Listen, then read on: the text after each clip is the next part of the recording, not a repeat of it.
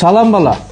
Mən bu axır vaxtlar yaman əsəbiyəm. Bu mənim qız nəvəmdə məni vapşi əsəb eləyir. Soruşanda ki, ay bala, niyə belə eləyirsən? Deyir, baba, sən müqabirdürsən, ona görə əsəbləşirsən.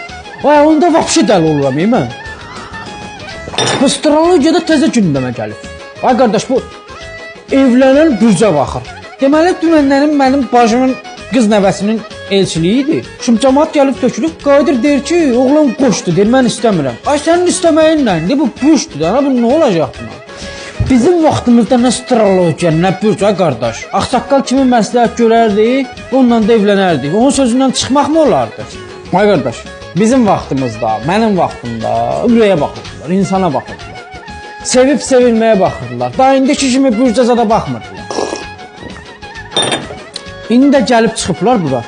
Bürcdən danışırlar. Ay evlənəndə hansı bürc? Ay dədəm vay uşağım hansı bürcdə olacaqdı? Elə bil bunların talihlərin ulduzlar həll edir. Qardaş düzdür. Bu ulduz falı ta qədim dövrlərdən indiyə kimi gəlib çıxıb. Lap bu köhnə filmimizdəki kimi. Rəm yatıram, fala baxıram.